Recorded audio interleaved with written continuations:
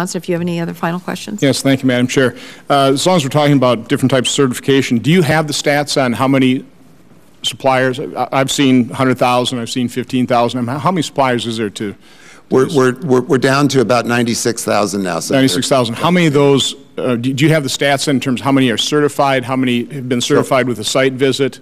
So all of those suppliers went through the initial enrollment process and screening, and then when they were subject to surety bonds a few years ago, and now are subject to enhanced scrutiny under the Affordable Care Act and revalidation. We're in the process of revalidating all 1.5 million. Is that like a desk? Is that like a desk revalidation though, or is it site visits? No, Senator.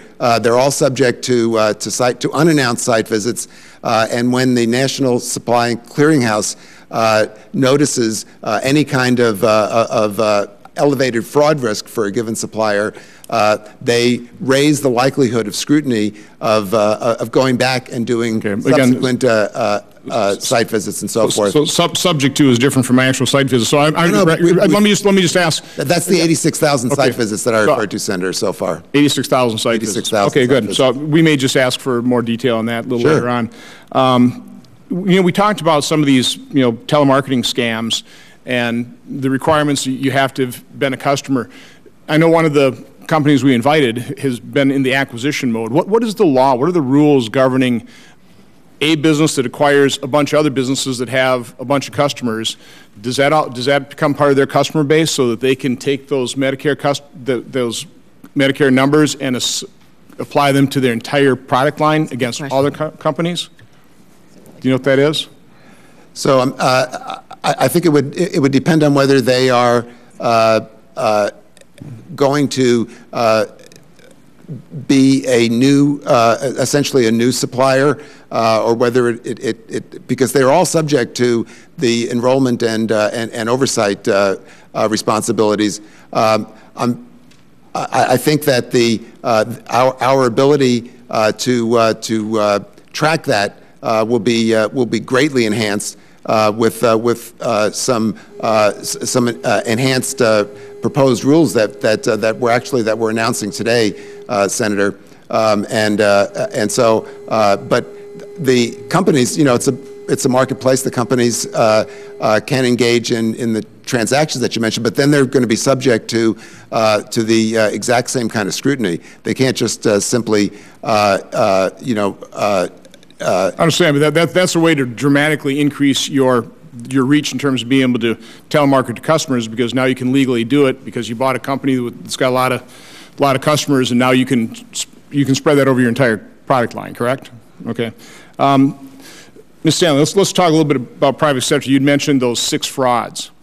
Do those same 6 types of frauds, are those commonplace in the private sector insurance companies? I mean, doing the exact same thing, and how prevalent? Well, it kind of depends on the individual insurance plan. If you're talking about an HMO where they're doing pre-certification, you're not going to see things like services not medically necessary because you've already screened that up front. But most of the other things, same thing with say the example that I gave of hospice. I mean, telemarketing fraud, is that common in private insurance? Again, I have not done that. Probably not. What about services not provided? I mean, generally aren't. I mean, private sector insurance. Again, I bought health care. We were paying these claims. I know that we would have, again, this has been 13, 14 years ago, we would certainly have instances of services not provided, but I think moreover it was more focused on either the coordination of benefits issues around who was supposed to be paying, and also some of these things, however, are definitely. But you see them on both sides. It is safe to say, though, that the instance of fraud is far less in the private insurance market, correct? I don't know the answer to that. Okay. Let me just conclude with just a couple more facts. You raised the $500 billion figure, so let's let me talk a little bit more about that, because that was an old figure. What we're looking at right now in terms of the health care law is when it was originally passed, it was going to cost $1 trillion over 10 years. The current budget window is about $1.7 trillion, and when it really kicks in 2016, it'll cost about $2.4 trillion over 10 years.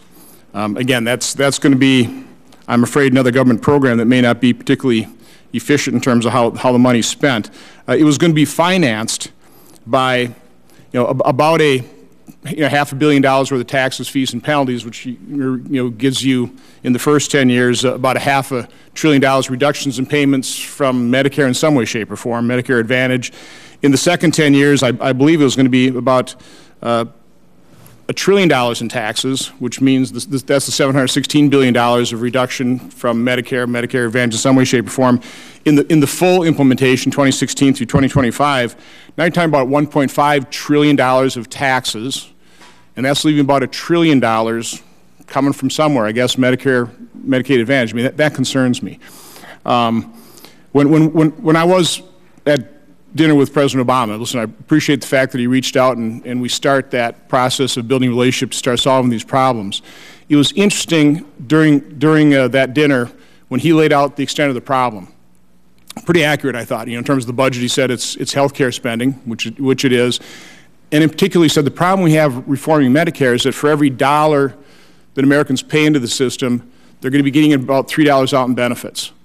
He also went on to say that most Americans don't understand that, which I agree. I do town halls all the time. People don't understand the extent of the problem. Now, the only way you're going to fix a problem is you have to first admit you have one, and you have to properly define it. And that's what we're trying to do here today, just on the fraud. We're trying to get to the definition of the problem. But if you go back on a macro basis and you look at the enormous problem, the enormous challenge facing Medicare, I am highly concerned. And, Madam Chair, again, I appreciate the bipartisan effort here. I think the first act of bipartisanship, we need to come together, figure out what we agree on the facts and figures, whether it's in this micro problem. In terms of overall, it's a big problem, but it's small and compared to what we're talking about here. $1 going in and $3 going out. Now, I'd really wish the President would publicly tell the American public what he told us in private, because all I've heard him say publicly is that we just need modest reforms to Medicare. I think the result of this hearing is that we need far more than modest reforms to Medicare. So with that, again, Madam Chairman, I really appreciate this hearing. I want to keep working with you on this.